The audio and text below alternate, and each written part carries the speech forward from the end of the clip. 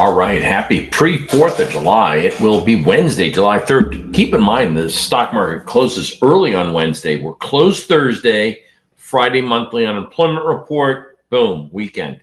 All right, that's your schedule for the rest of this week.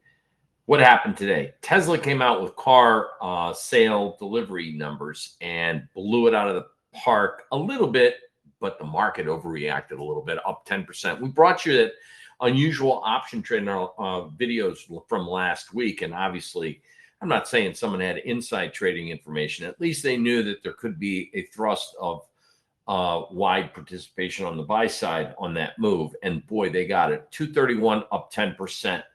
Big volume. Look at the pattern that we came into this weekend with, that I didn't announce in the videos, but here was a orange candle. Well, that orange candle is a John Person high close doji signal. I wrote about this in a book published by John Wiley & Son 20 years ago. So the what we're seeing now is markets that are like maybe oversold, and you could clearly tell in the Person volume indicator, the momentum and the percent change of volume started to increase over the last few weeks. So institutions had been buying this. This is not day traders. These aren't really option traders. No one's going to buy an option that expires in July back in May, generally speaking, right? So this was something that was building for quite some time. What this initiated today was stocks that it kind of gave the impression that anything that was made in China, China's buying stuff. They're buying maybe deliveries of cars for Tesla. And that was giving the clear that maybe some China related stocks could do well. JMIA is an old name. You guys probably remember that one, right? Today was up a little bit, 4.75% or so, generated a little buy signal today. Volume wasn't fantastic, but something to keep your eye on, JMIA, for maybe a retest of, at the very least, between this resistance and that old high. So midpoint, probably a $9 upside potential in the near term. But it wasn't just JMIA. It was another company called, and I can't even pronounce it, GOTO. It's an online educational. It also formed a high close doji, a buy signal. Again, China education online program. Someone's been buying over the last maybe week and a half, 2 weeks. All right, next you have Alibaba, BABA. It didn't see the kind of volume or reaction. It was up today 2%. So I'd like to see a little bit better participation. It is in a monthly buy. They being institutions may have had a small position with it and dumped it over the last week and a half. They haven't come back into the game. I like to see, for a longer term trend, I like to see better participation, or at least improved volume readings on the JP volume weekly indicator. That's my go-to. Banks today, the biggest volume or highest volume traded bank relative to its 10-day average volume was in fact Bank America. Bank America looks good. Some of the regional banks had a big move today. Truist Financial, FITB, underperformer in the space. I'm sure there's others, but it's US Bancorp. US Bancorp is, though, building a little position with a little bit of short-term volume. People are starting to get a little bit of attention to this one. And it could see a pop if it wants to go from an AB, if this is a kind of a wedge pattern, if it does break out to the upside. I mean, it's going to take months to do, but you're talking maybe a 50, 52, 55 trade. That's where it was. If I can bring this in focus for you, you'll see, June of 22. So yeah, that's been a while. What's happened since June of 22? Well, the Fed wasn't supposed to raise interest rates longer. Inflation was supposed to be transitory. A. B, we found out that some regional banks have commercial real estate exposure on loans. US Bank, I don't think, is in that category. But it's a regional bank, and why touch something that if you're not sure? But institutions building a position in this in the last 5 months. So again, it's a longer term play.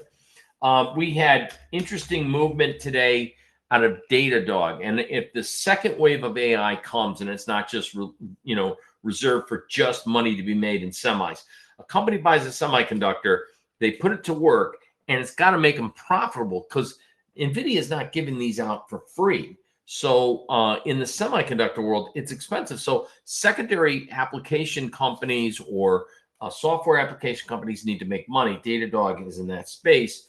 It does have some interesting volume patterns. I like the price pattern up, pull back, and immediately sharp key reversal and follow through.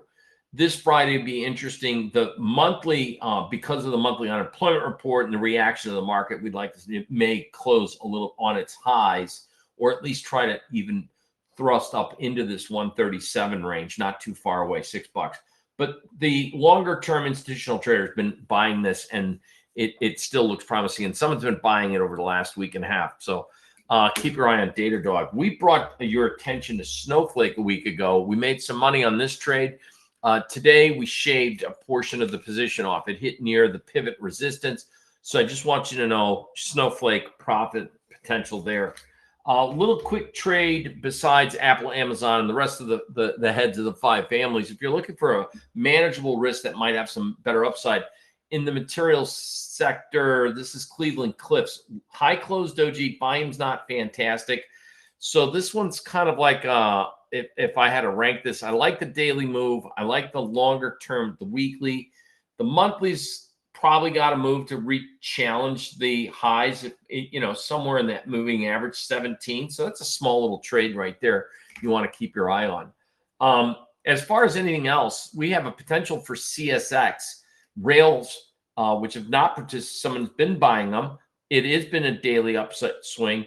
If we close greater than last week's high, we're going to get one of those trades setups, a high closed doji with improved volume on the rails. So there's going to be some other names that we're going to look at as we get into next week's with the unemployment report.